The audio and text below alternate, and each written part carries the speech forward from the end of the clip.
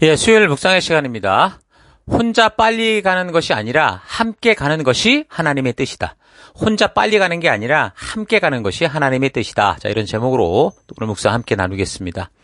자, 우리는 어제 바울이 오순절 전에 예루살렘에 도착하려고 그 밀레도에서 에베소 사람들을 좀 찾아달라고 해서 그 에베소의 제자들, 장로들, 리더들을 만나는 그 장면을 통해서 바울의 유언 같은 그 고백을 굉장히 중요하게 봐야 된다라는 걸 우리가 살폈는데, 그 성경에서 이렇게 유언과도 같은 그 언급을 하는 부분들은 어떤 한 사람이 하나님의 부르심을 받고 그 평생을 걸으면서 실패하기도 하고 감동하기도 하고 또 순종의 결과도 보고 또 불순종의 결과도 보고, 그러니까 온 일생을 통해 하나님께서 부탁하신 것이 무엇인지를 더더욱 분명하게 알게 된 것들을 이야기하고 있기 때문에 이 부분들은 굉장히 중요하다고 그랬습니다. 자, 그래서 바울이 이 에베소의 지체들을 불러서 나누는 이 부분의 이야기가 적어도 에베소 지체들을 다시 볼 수 없는 상황에서 전하는 말이기 때문에 마치 유언과도 같은 거고, 그래서 교회와 리더들이 결국은 우리가 죽기 전에 뭘 지향하느냐라고 하는 그런 어떤 굉장히 중요한 핵심적인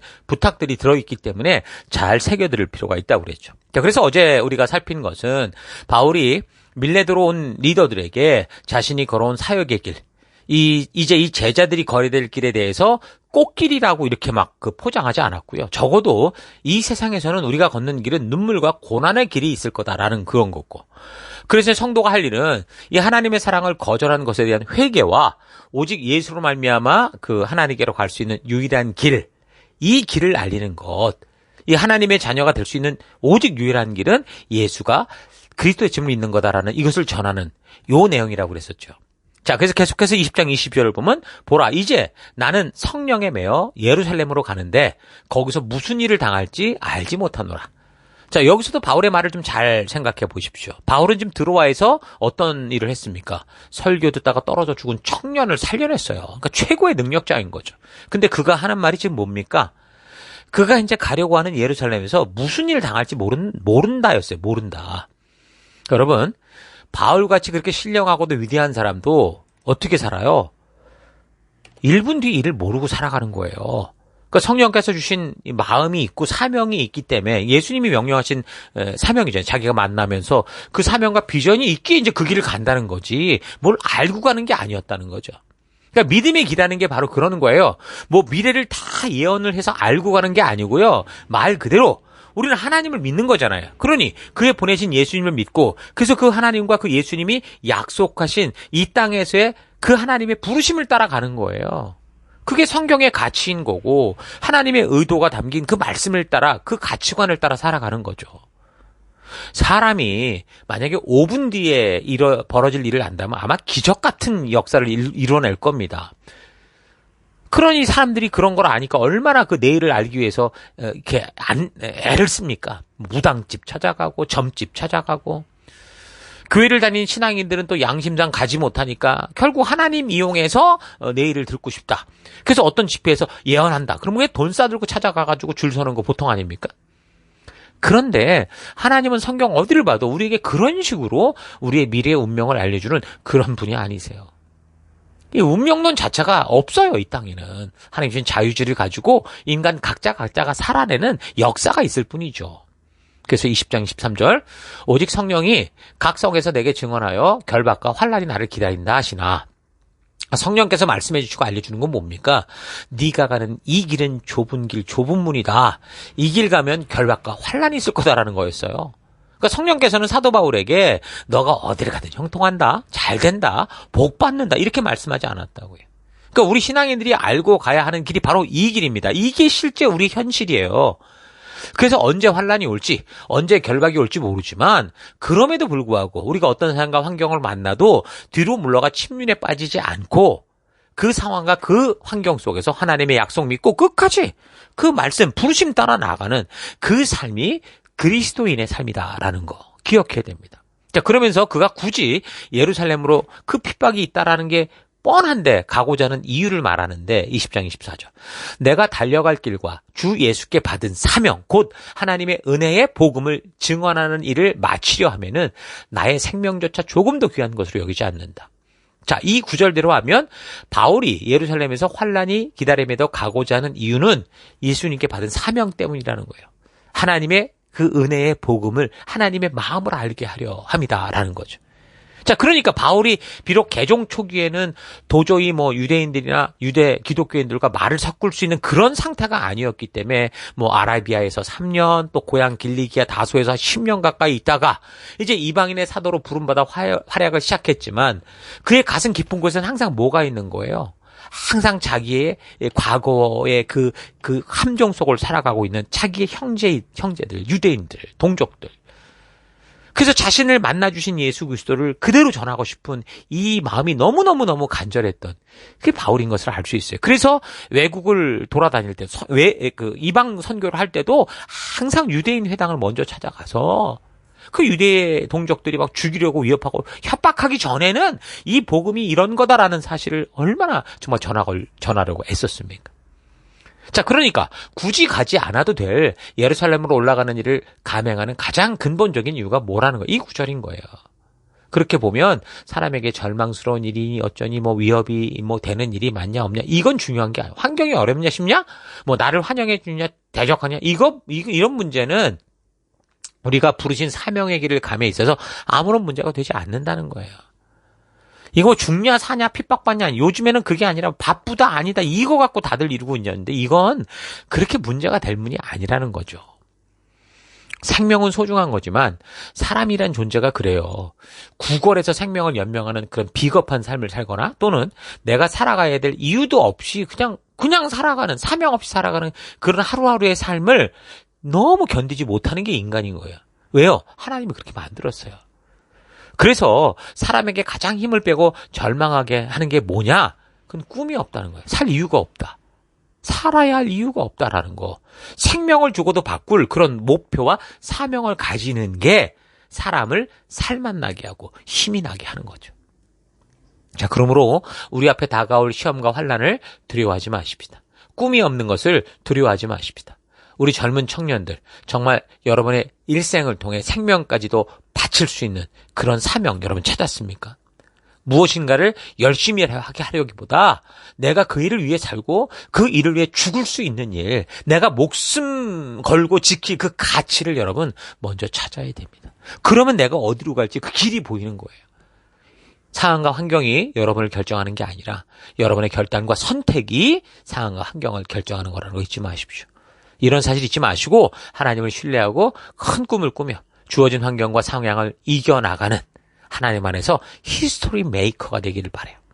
자, 사도 바울은 그의 내일의 지금 어떤 일이 벌어질지 예측은 해도 잘 몰랐지만 복음을 전파하고 하나님 나라를 선포하기 위해 예수님을 처음 만날 때 부르심받았던 그 사명을 위해 목숨 걸고 믿음으로 나아간 겁니다. 그러면서 교회에게 부탁하죠. 20장 28절. 여러분은 자기를 위하여 또는 온 양떼를 위하여 삼가십시오. 성령이 그들 가운데 여러분을 감독자로 삼았고 하나님이 자기 피로 사신 교회를 보살피게 돌보게 하셨습니다. 그러니까 하나님의 은혜로 부름을 받은 모든 성도들은 이거 잘 새겨들어야 돼요.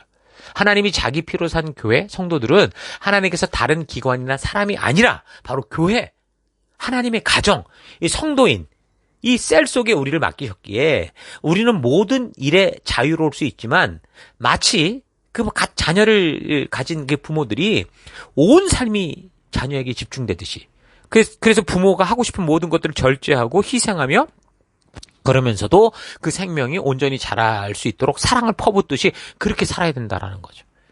그래서 부모님들도 자녀가 많은 것보다 한 둘셋 정도로 돌보는 게 좋은데 그래서 우리 교회의 영적인 가족인 이 셀도 그래요. 그 중심에 선 셀 리더들이 단지 교사로서 많은 사람을 데리고 있는 그런 식의 존재가 아니고 부모로서 자녀를 세워가야 하기에 셀 식구도 가능하면 저는 적어지는 게 좋다고 봅니다. 셀 리더와 인턴과 동역자 이 세 사람이 한 사람씩 각자 한 사람씩만 1년 동안 잘 채워가는 그래서 또 그 가정이 언젠가 또 이렇게 또 이 배가 돼가는 그런 모습이 가장 좋다고 보는 거죠. 하나님은 하나님의 새 언약 공동체 교회를 혼자 잘난 사람들, 뭐 왕이나 선지자가 이끌어가게 하는 게 아니고 그리스도께서 머리가 되셔서 모두가 함께 갈 때 바르고 끝까지 갈 수 있도록 그렇게 세우셨죠. 그래서 혼자 가면 굉장히 빨리 가고 대단한 것처럼 보일지 모르지만 결국 실패한 인생이 되고, 함께 갈 때 더디고 늦어지는 것 같아도 그렇게 함께하는 힘, 서로 책임지고자 함께하는 그것이 결국에는 우리를 끝까지 걷게 한다라는 거 잊지 마십시다. 리더와 인턴, 그리고 동역자 한 사람, 이 세 사람이 한 가정을 구성하는 이 영적인 가정의 틀이 돼서 각자 한 사람씩을 양육하며 세워가는 그런 영적인 가족. 그래서 이제 6명 정도의 셀 구성이 저는 가장 좋다고 생각을 해요. 그래서 1년을 시작하여 중간쯤 되면 이제 그렇게 양육한 3명이 또 다른 3명을 낳게 될 때, 그럼 이제 우리가 기대하는 거는 연말이 될 때는 9명의 그런 영적인 가족으로 성장해 갈 수 있겠죠. 그러면 리더가 한 사람을, 그리고 그 한 사람이 또 다른 사람을 세우게 되는데, 이렇게 성장하다가 1년이 되면 아까 말한 것처럼 배가 될 수 있는. 그래서 이 생명들이 이렇게 계속 태어나고 자라서 하나님이 자기 피로 사신 이 존재들이고, 그래서 먼저 은혜를 입고 부름받은 우리가 계속해서 이 길을 걸어갈 수 있도록 하는 거. 이게 너무 중요한 거 잊지 마십시다. 그래서 29절, 내가 떠난 후에 사나운 이리가 여러분에게로 들어와서 그 양떼를 아끼지 아니하며 또한 여러분 중에서도 제자들을 끌어 자기를 따르게 하려고 어그러진 말을 하는 사람들이 일어날 줄을 내가 아노라. 지금 바울은요, 어떤 거예요? 교회 밖에서 다가올 핍박을 말하는 게 아니에요. 교회 안에서 벌어질 일, 하나님의 몸된 교회 안에 사나운 이리들이 들어와서 양떼를 해칠 거다. 심지어 우리 사람들 안에서도 쉽게 말하면 자기 나와바리를 만들고 분파를 만들고 이럴 존재가 생길 수도 있다라는 거죠. 그러니까 교회 바깥 요소가 아니라 교회를 공격하는 그 일들이 적어도 법치국가, 민주주의 국가, 자본주의 국가들이 주를 이루는 곳에서는 좀 드물죠. 그렇잖아요. 교회가 핍박하는 일은 이런 민주국가에서는 거의 없습니다. 기독교 역사 전체를 보면 오늘날처럼 기독교가 이렇게 평안하게 오랜 시간 무탈하게 지내온 역사가 없어요. 늘 핍박과 고통 속에 있었는데 정말 평안한 시기를 살고 있는 겁니다. 초대교회 그 생성 때부터 시작해서 교회는 끊임없이 공격받았고 수많은 순교자들의 피로 이렇게 세워져 왔어요. 근데 요즘엔 그런 일들이 드물죠. 그러면서 교회 안에 어떤 일이 벌어집니까? 핍박과 박해가 없어지는 대신 안타깝게도 세상의 만몬의 문화, 물질주의 문화, 바알과 아세라의 문화, 음란과 개인주의를 추구하는 문화가 들어오기 시작했습니다. 사탄이 핍박과 박해로 안 되니까 본능을 자극해서 사람 스스로 타락하게 하는 유혹으로 지금 교회를 무너뜨리려고 하는 거죠. 각 사람이 주 안에서 소중한 생명으로 존중받는 것을 넘어서 자기의 개인적인 영적인 욕구를 추구하는 것이 마치 굉장히 신령해 보이는 것처럼 속이고 있습니다. 그러면서 성경을 자기들이 원하는 대로 풀어가고 하나님의 진심이 담긴 성경을 바르게 배우지도 못한 그런 사람들을 감성적으로 자극해서 모든 걸 왜곡시키려고 하는 거죠. 그 결과 교회 안에 어느덧 동성애, 퀴어 신학이라는 이름으로 교회 안에 또아리를 틀고 들어오는 것을 비롯해서 말씀이 무너지면서 생기는 일들이 너무도 교회 안에 비일비재한 겁니다. 청년들의 가치를 소통하려면 이제 세상의 것으로 흉내를 내지 않으면 안 될 정도로 교회는 교회의 존재의 가치를 잃어버리고 있고 변질돼 가고 있습니다. 그래서 교회는 늘 사탄의 영적인 공격을 받죠. 교회 밖에서 공격하는 거는 금방 보여요. 근데 교회 안으로 들어와서 성경을 가지고 뒤틀고 마치 그 에덴 동산의 하와가 사탄에게 하나님의 진심을 의심하게 하듯이 사탄에게 속아서 그런 일들이 쉽게 이기기 어렵다라는 거죠. 성경은 하나님의 진심을 전하는데 그 하나님의 진심을 의심하게 하고 또 다른 의미가 있는 것처럼 이간질하는 이런 일들이 너무 많이 벌어지고 있어요. 그래서 교회와 성도는 항상 늘 말씀대로 깨어서 교회의 정체성대로 성령이 하나 되게 하심을 따라 힘써 하나 되는 교회가 되어야 됩니다. 무엇보다 성경을 통해 하나님의 진심을 바르게 만나야죠. 그래서 그의 뜻하시는 바대로 살아가야 되는데 지금 바울이 그런 사실을 깨달아 장로와 리더들에게 이 생명들이 하나님의 피로 산 백성이다라는 걸 깨닫게 하고 그래서 그들을 함께 책임지는 삶이 바로 성도의 길이다라고 전하는 겁니다. 자, 그래서 교회 안에서 혼자만 잘 사는 성도 이건 있을 수가 없는 거예요. 영적인 연약한 지체들을 책임지지도 않으면서 자기의 사업과 직업이 잘 풀린다고 하면서 살아가는 그런 성도란 있을 수 없다는 거죠.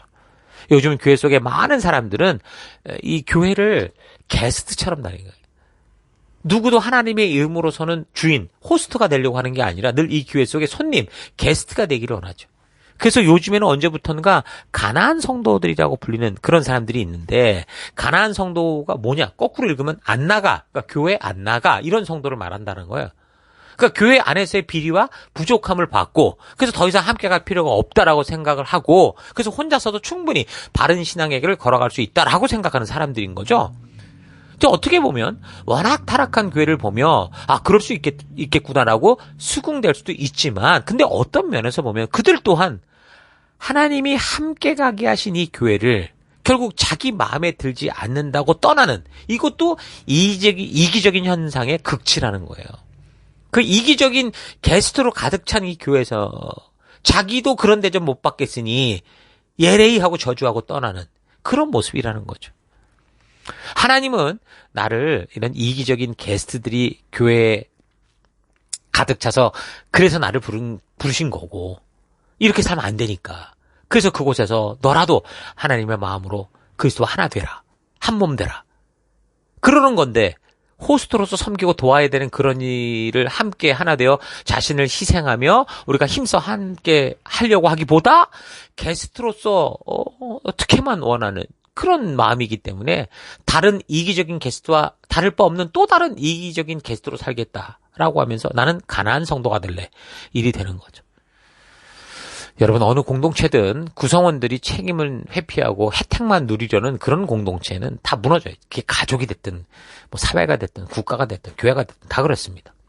그래서 하나님은 이런 게스트를 찾는 게 아니고요. 이 열방 속에서 그렇게 이기적인 게스트로 가득 찬 영혼들에게 하나님의 존재와 진심을 알게 할 호스트를 찾고 계신 거예요. 자, 여러분의 삶의 현장에서 이렇게 우리는 교회 손님이 아니라 교회의 주인으로 부름받은 자다라는 거 잊지 마시고 그런 길을 걷는 여러분과 제가 될 수 있기를 바랍니다. 그래서 오늘 하루 나는 지금까지 교회를 다녀오면서 정말 이 교회가 나의 가족과 같이 함께 책임지고 생명을 세워가는 곳이다라는 사실을 알고 함께 연결되는 생명들에 대해서 그런 영적인 가족 애를 가지고 살아왔는지, 아니면 그냥 친숙한 동호회처럼 편하면 만나고 불편하면 대충 지내거나 떠나버리는 그런 삶을 살아왔는지 좀 잘 되돌아봤으면 좋겠습니다. 바울의 유언과도 같은 이 중요한 부탁 속에 분명히 성도들은 하나님의 피로 산 존재요, 리더들은 그 하나님의 피로 사신 교회를 하나님 아버지의 마음을 품은 사람으로 세워가는 존재라는 우리의 존재 정체성이 있음을 볼 수 있습니다. 그런 우리가 할 일은 하나님의 진심을 외면했던 것에 대한 회개와 오직 예수가 그리스도시요 살아계신 하나님의 아들로서 하나님 아버지와 끊어졌던 그 관계를 연결된 관계로 나아가게 하는 유일한 길이요 진리요 생명됨을 전하는 겁니다. 여러분들이 어떤 교회를 다니든 우리가 존재하는 이유와 해야 할 일은 바로 이런 것이다 라는 사실 잊지 마시고, 이 땅을 살아갈 때 하나님의 살아계심을 전하는 호스트가 되어서 십자가의 혜택만을 바라며 온 그 게스트들을 십자가를 통해 보여주는 하나님의 진심과 만나게 할 수 있는 귀한 빛과 소금 되기를 바랍니다. 우리가 이 길을 걸어갈 때 그냥 혼자서 무엇을 하면 빨리 일이 진척되는 것 같아 보일 수 있지만, 그러나 혼자서는 절대로 이 사명의 길을 따라 멀리 끝까지 영원한 천국으로 갈 수 없다는 것 잊지 마십시오. 여러분, 어떤 사람이 어느 험하고 높은 산을 강추위가 몰려온 추운 날에 친구와 함께 넘어가던 중에 길가에 쓰러져 얼어 죽어가고 있는 사람을 발견했습니다. 근데 한 친구는 저 사람을 살리려다가 우리도 함께 죽는다라고 하면서 먼저 가버렸는데, 다른 한 친구는 그를 외면할 수가 없었어요. 그래서 그 사람을 들쳐 업고 가게 되는데, 눈이 덮이고 꽁꽁 얼어서 혼자 가기도 힘든 산길을 거의 정신을 잃은 사람을 업고 가게 되어서 정말 곧 숨이 넘어갈 듯한 그 어려움 속에 땀을 뻘뻘 흘리며 걸어갔던 거죠. 그런데 그렇게 땀을 흘리며 열이 나니까 얼마 전에 길에 쓰러져 동사 직전에 있던 그 엎인 사람의 몸이 녹으면서 오히려 이 두 사람이 함께 살아나게 됩니다. 그리고 나서 얼마쯤 깨어난 사람을 이제 부추기고 함께 힘겹게 길을 가던 중에 보니까 길가에 완전히 동사에서 죽은 사람을 발견했는데, 자세히 보니까 얼마 전에 어려운 사람을 보고도 다 같이 죽을 수 있다면서 먼저 혼자 갔던 그 사람이었던 거예요. 여러분은 어떤 사람이 되기 원하십니까? 인간의 생명은 홀로 존재할 수 없는 것이 하나님의 창조의 법칙이다라는 거 잊지 마시고, 함께 걷는 길이 쉽지는 않겠죠. 그러나 그런 힘겨워 보이는 한 걸음 한 걸음이 오히려 우리 서로의 생명을 보호한다라는 거 잊지 마시고 서로 배려하고 돕고 헌신하고 희생하고 함께 나갈 때 우리로 하여금 하나님이 계신 곳까지 끝까지 함께 가게 하는 하나님이 주시는 힘이 있다라는 사실 잊지 말고 교회 안에서 한 생명 한 생명을 하나님의 진심을 품은 자로 자라게 하는 일에 집중할 수 있는 여러분과 제가 되기를 축원합니다. 자, 오늘 하루도 힘내십시오. 잠시 기도하겠습니다. 하나님은 당신의 생명을 주어 우리를 끊어졌던 하나님과의 관계로 연결시켜 주셨고 그리스도가 머리 되신 교회의 몸이 되게 하셨는데 이런 정체성에 대해 무지해서 여전히 나 중심적인 삶을 살며 교회를 혼탁하게 하고 세상의 것 닮아 살아갔던 이런 삶을 회개합니다.